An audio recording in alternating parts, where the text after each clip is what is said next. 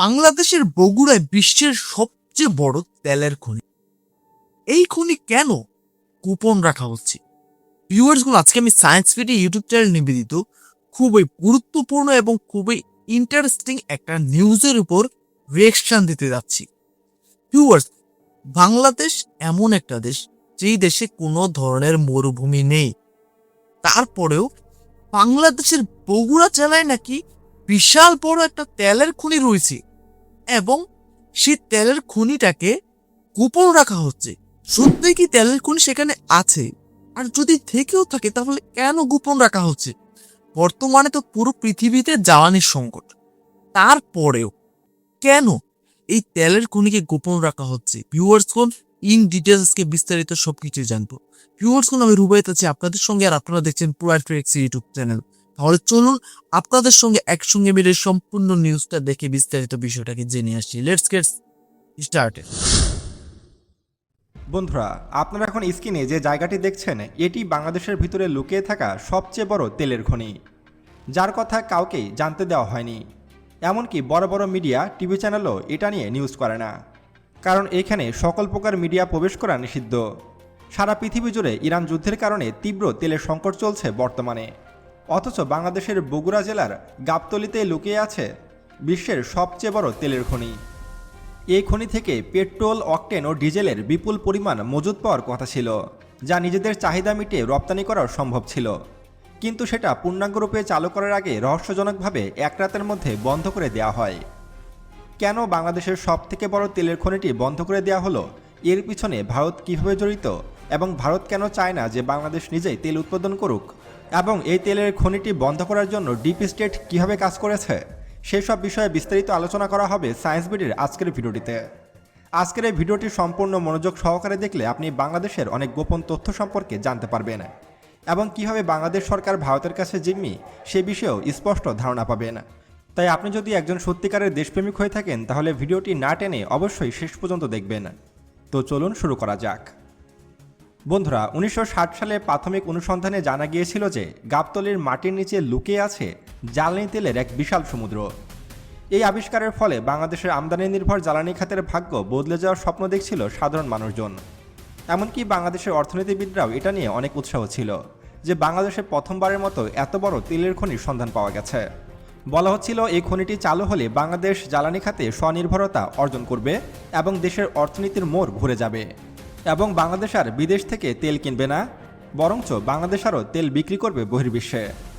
মূলত 1980-র দশকে বাংলাদেশের গাবতলী অঞ্চলে তেলের খনি নিয়ে সম্ভাবনা তৈরি হয়েছিল। বিশেষ করে তৎকালীন সময়ে হোসেন মোহাম্মদ এরশাদ সাহেবের উদ্যোগে খনি অনুসন্ধান শুরু হয় এবং গাবতলী অঞ্চলে বিশাল তেলের ভাণ্ডারের সন্ধান পাওয়া যায়। আপনারা এখন স্ক্রিনে গাবতলীর সে ঐতিহাসিক জায়গাটির দৃশ্য দেখছেন। এখানে অবস্থিত বাংলাদেশের সবথেকে বড় তেলের খনি।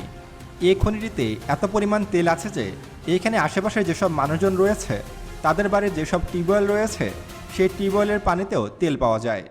অর্থাৎ এখানে কল চাপলে পানির সাথে তেল উঠে আসে। এমনকি এখানকার স্থানীয়রা বলেছে এখানে অনেক সময় এমন দৃশ্য দেখা গেছে যে অপরিচিত অনেক ব্যক্তি এসে এইখানে ঘোরাঘুরি করছে বা এখানে গবেষণা চালাচ্ছে। তাদেরকে দেখে মনে হয়েছে তারা ভারতীয় নাগরিক। হয়তো হতে পারে যে ভারতীয় এখানে গোপনে এসে তেলের অনুসন্ধান চালিয়েছে এবং তারা পরীক্ষা নিরীক্ষা করেছে যে এইখানে কী পরিমাণ তেল পাওয়া যেতে পারে। ভারত এখানে গোপন অনুসন্ধান চালিয়ে দেখেছে এখানে বিপুল পরিমাণে তেলের মজুত রয়েছে। তাই অনেকে মনে করে যে ভারত নাকি গোপনে বাংলাদেশকে চাপ দিয়েছিল এই খনিটি বন্ধ করতে, যেন এখান থেকে তেল উত্তোলন করা না হয়। আর ভারতের চাপের কারণে নাকি এক রাতের মধ্যে এই কূপটি পুরোপুরি সিমেন্ট দিয়ে বন্ধ করে ঢালাই করে দেয় বাংলাদেশ।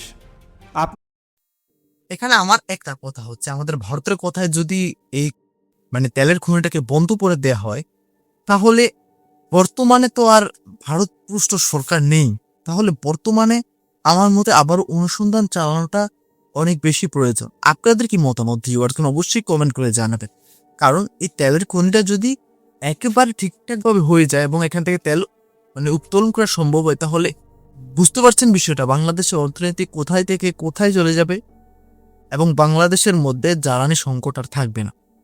হ্যাঁ, তাহলে চলুন এবার বাকি অংশটা দেখে আসি। আপনারা হয়তো জানেন যে বাংলাদেশের জ্বালানি খাতে যে পরিমাণ তেলের প্রয়োজন হয় সবটুকুই প্রায় ভারত থেকে আসে, এবং আমরা ভারতের তেলের উপরে ব্যাপকভাবে নির্ভরশীল। আমাদের দেশে কিন্তু ছোট্ট একটি অয়েল রিফাইনারি রয়েছে। এছাড়া কিন্তু বাংলাদেশে বড় কোনো অয়েল রিফাইনারি নেই।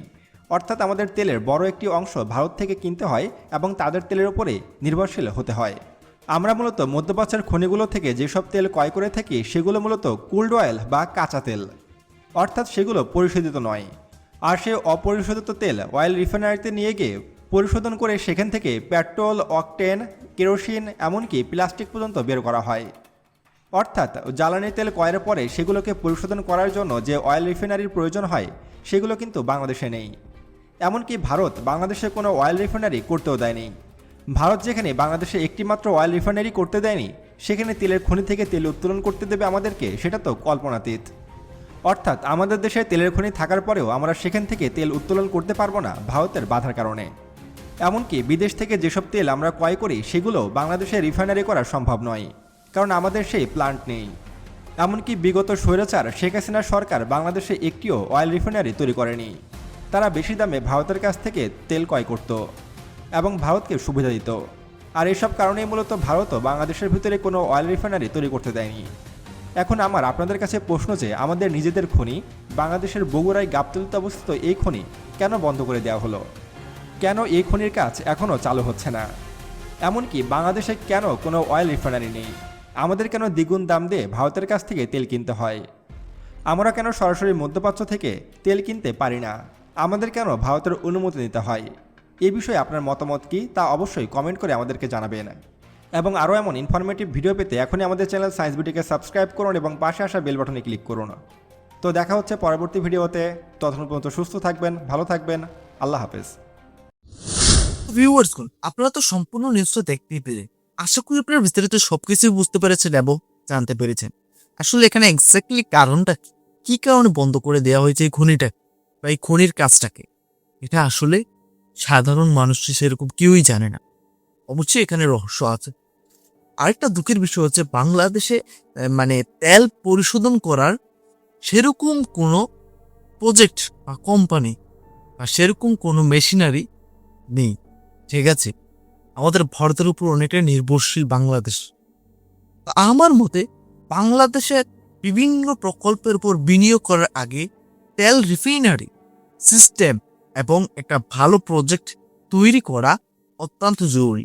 তাহলে বাংলাদেশ চাইলে সরাসরি কাঁচা তেল ক্রয় করে এগুলোকে পরিশোধন করে বাংলাদেশ কিন্তু নিজেদের কাজে লাগাতে পারবে। তেলগুলোকে অন্য দেশের উপর আর কিন্তু নির্ভরশীল থাকতে হবে না। আশা করি বুঝতে পেরেছে। এবং আমাদের ভারত যে বাংলাদেশের উপর কর্তৃত্ব দেখাতে চেয়েছে এবং এখনো চাচ্ছে, সেটা কিন্তু মিথ্যে কথা নয়, এটা একদম সত্যি কথা। আর বাংলাদেশের বিভিন্ন খনিজে ঠিক আছে আমাদের ভারতের নিষেধাজ্ঞা রয়েছে, মানে বাধা রয়েছে। কোনো না কোনো বাধা বা কোনো না কোনো কথা দ্বারা কাজগুলিকে বন্ধ করে দেওয়া হয়েছে। কখনো বলা হয়েছে যে আমাদের ভারতীয় নাগরিকদের সমস্যা হবে এখানে যদি খনি খোঁড়ো তোমরা, বা বিভিন্ন বিষয় দ্বারা মানে বাংলাদেশকে উপরে উঠার যেই সিঁড়িটা সেটা তৈরি হতেই দেয়নি। তো এই বিষয়টা অত্যন্ত দুঃখজনক।